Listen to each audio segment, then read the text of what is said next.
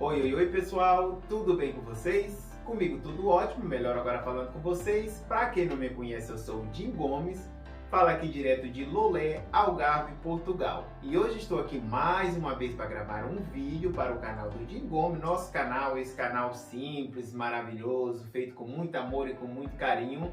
E estou aqui hoje com o meu irmão Sandro Gomes. Tudo bem, Sandro? Tudo bem, Jim?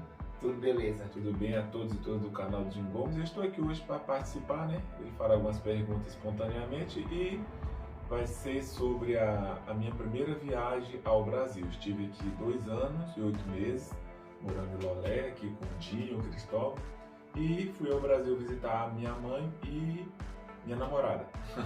Pois é, pessoal, eu venho anunciando durante uns 3 vídeos durante a semana que iria fazer um vídeo falando sobre toda a trajetória do Sandro, que teve no Brasil. Vocês que são meus seguidores e outros que estão chegando aí, que chegaram agora, viram muitos vídeos relatando a ida dele ao Brasil após os 3 anos vivendo em Portugal. Então, para pagar estes anúncios que eu estou aqui hoje junto com ele, vamos estar aqui fazendo um bate-papo, aquele bate-papo descontraído. Ele vai contar toda, vamos dizer assim, a façonata dele no Brasil, o reencontro familiar, o aconchego familiar dos amigos e tudo isso aí no decorrer desse vídeo. Desde já também quero pedir a sua contribuição, deixa aí o seu like, deixa algum comentário, falando agora aqui como é que foi a sua expectativa de chegar ao Brasil, se você estava ansioso, se não estava. Conta aí pra nós como é que foi isso tudo. Assim, eu não estava tão ansioso, né? Até porque, assim, na preparação, a gente primeiro prepara a mala, tudo com aquela reflexão, fica pensando como será a sua chegada no Brasil, né? Então eu preparei a minha mala, a gente fez um vídeo aqui no nosso quarto aqui, e assim, eu não estava ansioso. Eu preparei a mala uma semana antes, deixei ela lá separada, pesei um dia antes e no dia eu dei uma confirmada no peso, né? E chamei um táxi aqui no dia já da viagem e fui para o aeroporto de Faro. Mas sobre o Brasil em si, meu pensamento estava tranquilo, né? Apesar do que meu pai tinha falecido, só que eu sempre falei, essa leveza da minha pessoa se dá porque eu fui muito amigo de meu pai.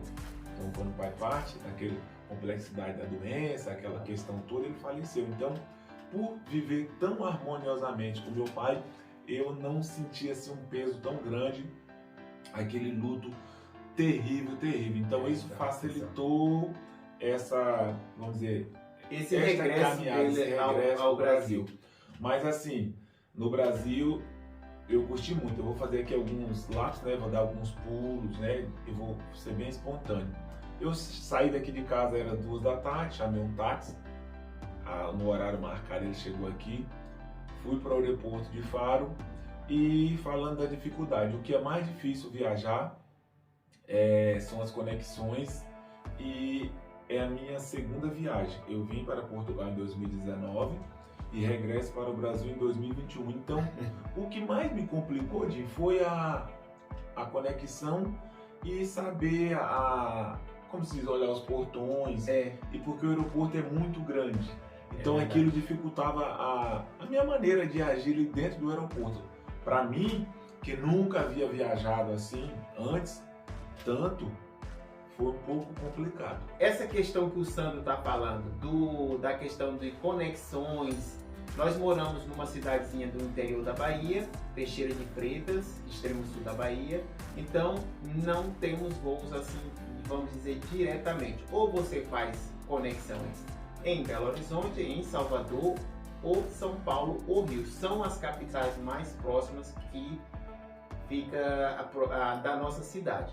E essa questão, vamos dizer, dos aeroportos, é normal que os embarques internacionais fiquem sempre nos terminais mais longos, tipo no 1, no 2 e no 3. Aeroportos que são enormes, por exemplo, de São Paulo, Guarulhos, que foi onde ele desceu. Sim.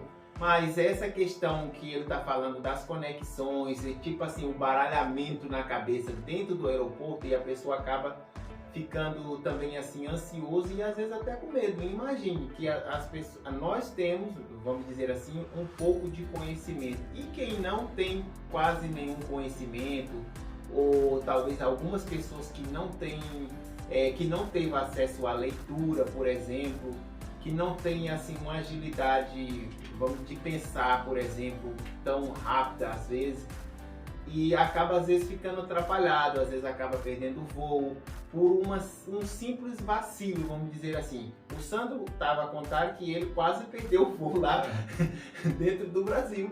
Então, ele já estava bem à vontade e acabou por deixar-se levar talvez por ver uma coisa na loja, a distração do que tem dentro do aeroporto. Então conta aí, Sandro, como é que foi essa história? Minha viagem se deu assim aos passos, né? Eu saí de Faro, num voo para Lisboa. De Lisboa peguei um voo para São Paulo. De São Paulo peguei um voo para Belo Horizonte. De Belo Horizonte peguei um voo para Teixeira de Freitas. Então, quando eu viajei de Lisboa para São Paulo, né? De São Paulo eu teria que ir para Belo Horizonte.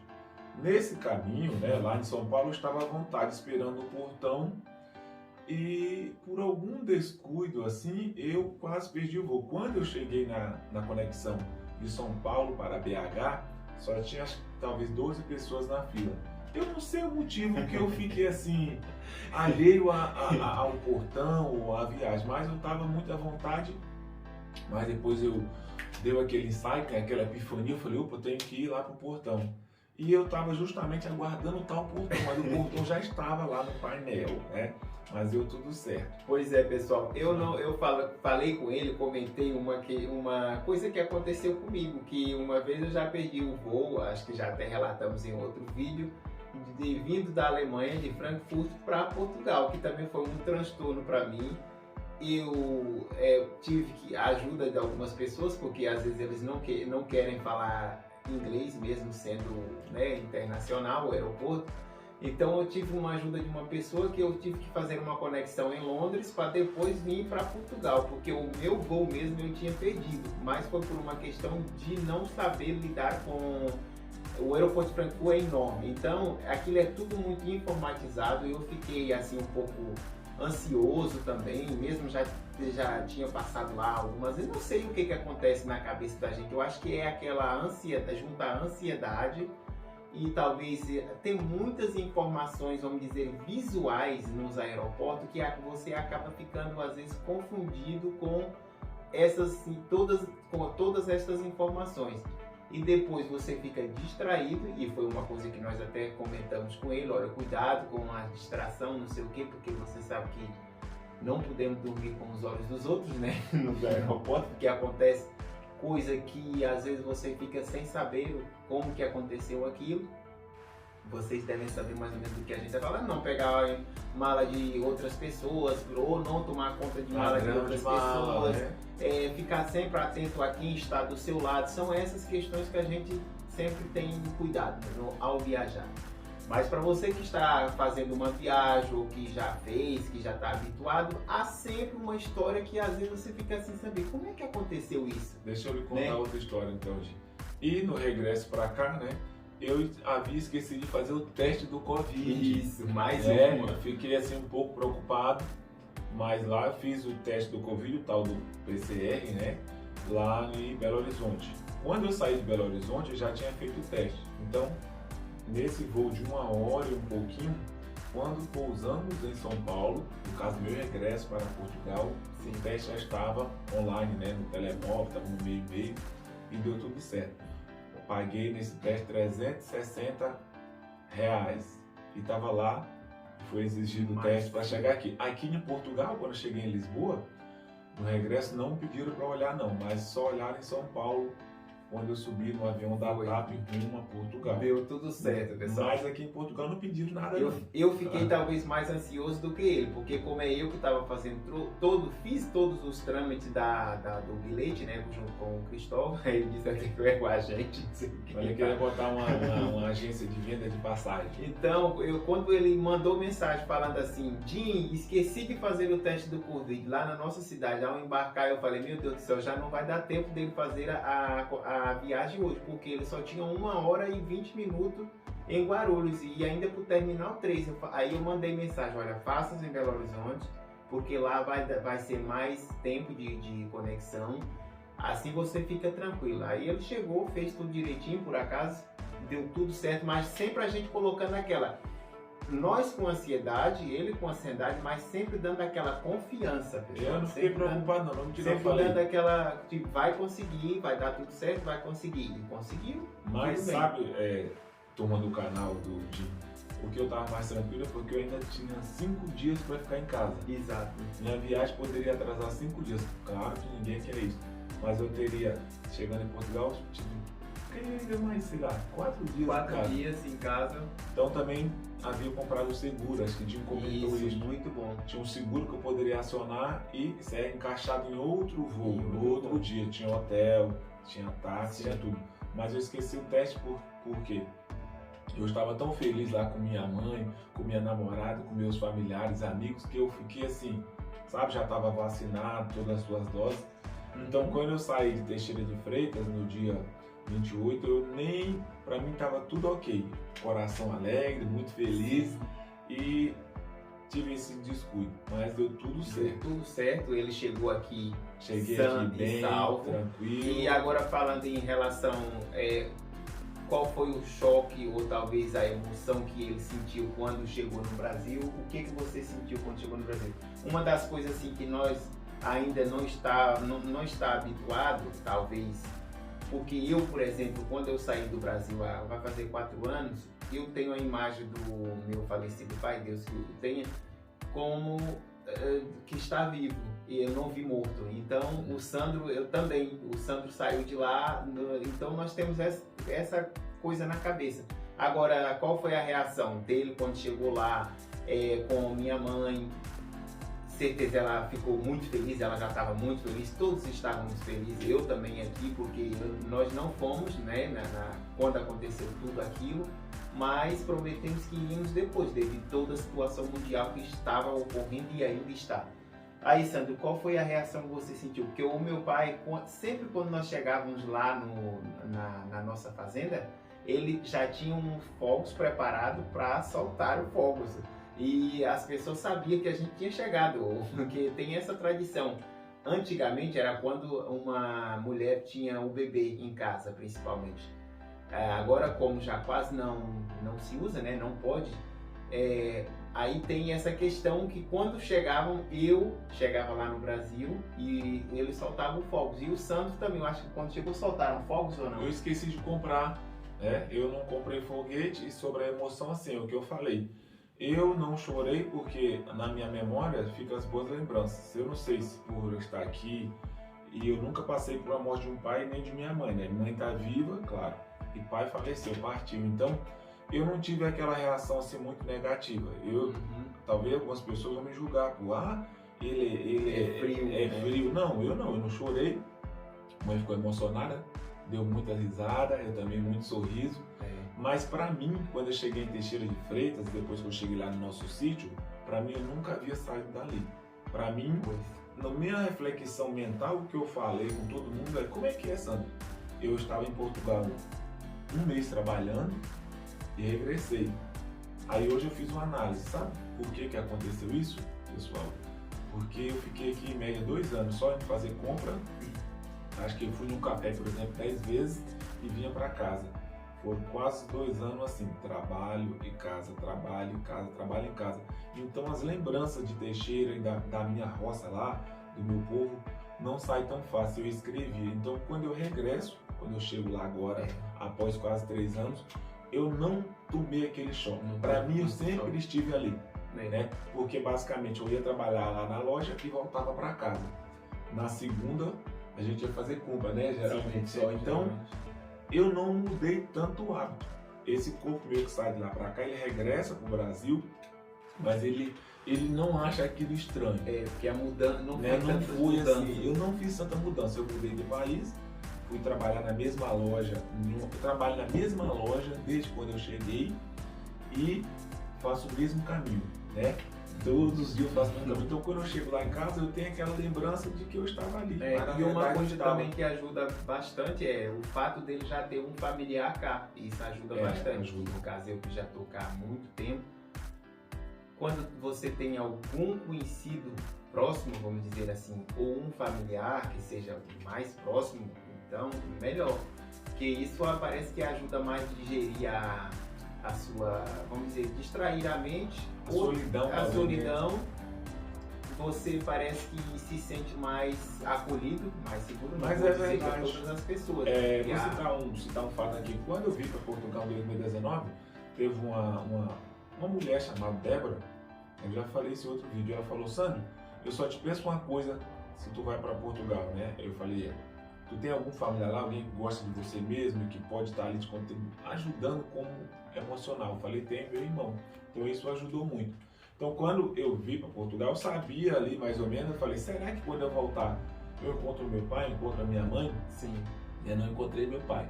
Mas a convivência, esse elo, essa amizade era muito brincalhão.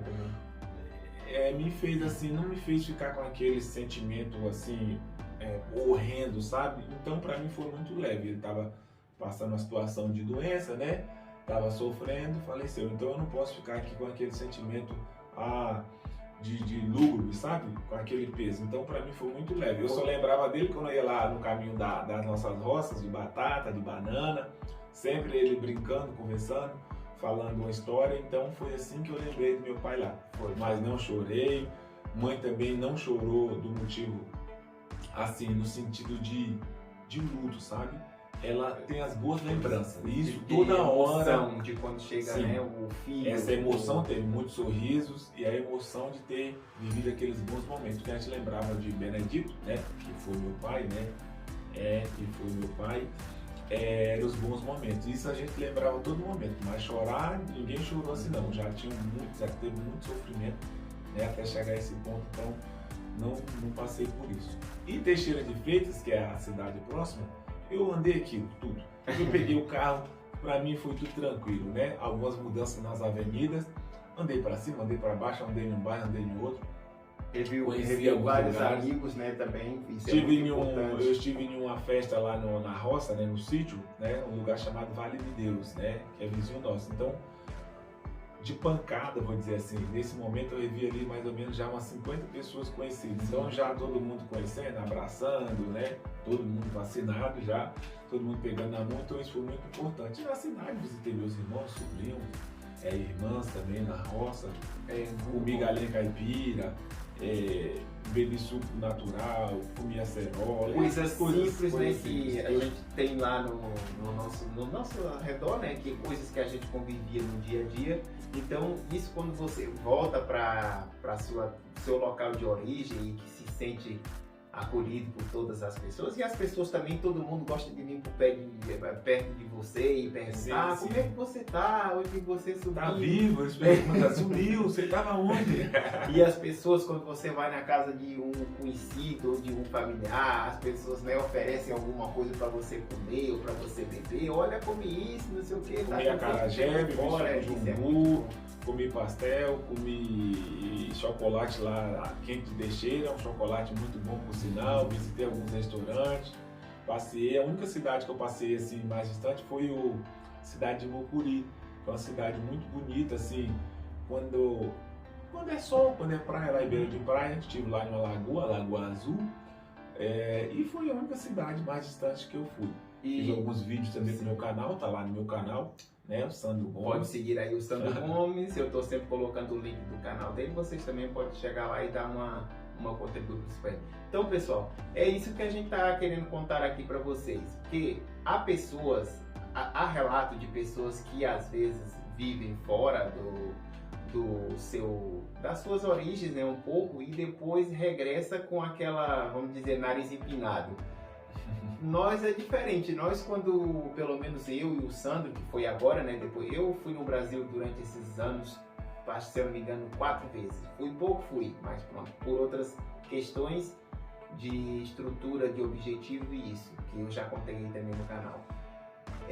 Quando você volta, isso é muito importante, você rever essas pessoas na simplicidade, conversar com todo mundo, né? Você ser acolhido, ser bem recebido, isso que ajuda muito, reforça muito o seu psicológico, recarrega as baterias, e quando você vem parece que renovado, vem com aquela vontade de seguir em frente.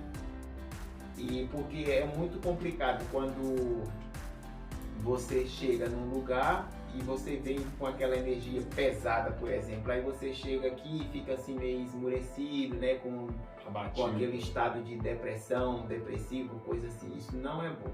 Então, o Sandro foi, depois de 3 anos vivendo aqui, como ele relatou aqui, está relatando aqui agora, tudo muito bem, ele chegou lá, coisas que ele lá nunca tinha feito, ele conseguiu fazer.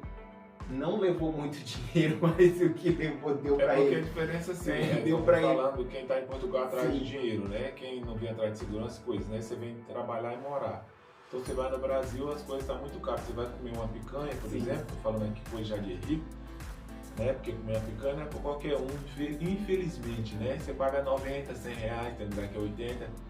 Você aluga um carro, depende do carro, às vezes é 150, 200 a diária. Então tudo as isso. estradas de barro, tem dificuldade. Se você quiser dormir num hotel, numa pousada, você não encontra aí no Porto Seguro, ou talvez no Mucuri uma pousadinha menos de 250 para quem vai daqui para lá. Então tudo é muito caro. Tudo é muito você caro. Tem que preparar psicológico, né? Não ir com o nariz empinado e saber que você vai ficar lá 12 ou 15 dias, mas tem um investimento nesse lazer que você vai fazer.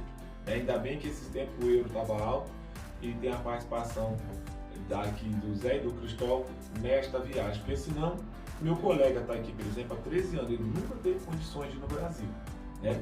Não é porque ele tem um filho ou uma mulher, porque a condição não dá, né? Não sei, tem gente que nunca foi no Brasil, tá aqui, outros não vão porque não quer. Outros não foram, não irão porque não tem dinheiro. Então é isso, pessoal, para você que está aí com suas malas prontas, que está querendo vir para Portugal e que anda aí no YouTube, em outros, nas redes sociais, procurando informações, relatório, bate-papo, né, sobre viver aqui em Portugal, segue aí eu e o Sandro, que a gente tem aqui algumas informações básicas para passar para você. É uma coisa que nós vivemos já vive no dia a dia, não passamos aqui mentiras, né? Tudo a realidade, né? A verdade. E se você queira saber de algumas informações que a gente possa te ajudar, é o que eu falei, né? Comentário. E assim que a gente pode, eu assim que eu posso, ou o Sandro, nós podemos responder, às vezes respondemos comentários junto. Às vezes os comentários do Sandro às vezes está desativado, mas hoje em dia acho que ele deixa sempre ativado. Às vezes eu desativo o meu, pronto. Então aí, se você está com esse sonho de vir para cá, não quer dizer que você vai regressar ao Brasil com 3 anos como ele regressou. Ou talvez nem foi 3 anos, foi 2 anos e ali não deu 3 anos não. Não chegou a dar 3 anos, mas é aquela coisa. Cada caso é um caso, cada realidade é uma realidade. Cada pessoa é uma pessoa, então você vem com aquele pé firme, com aquela cabeça erguida, pensamento positivo. Detalhe para você que não está pensando em vir para aqui, hein? 6 meses de aluguel para quem tem condição, para quem não tem no mínimo 3. E não venha pensando em voltar. A passagem vale 90 dias, eu volto com 80. Não venha pensando assim. Se você vai mudar, prepare os seus 5 ou 6 meses de aluguel. Quem tem planejamento, pé no chão. Quem não tem, vem com os 2 ou 3 meses. E é isso, pessoal. Então esperamos que vocês gostaram aí do nosso vídeo. Já é mais um vídeo pago que eu estava pedindo para vocês. E é isso. Esperamos vocês no próximo, tá bom? Beijo e até mais. Tchau.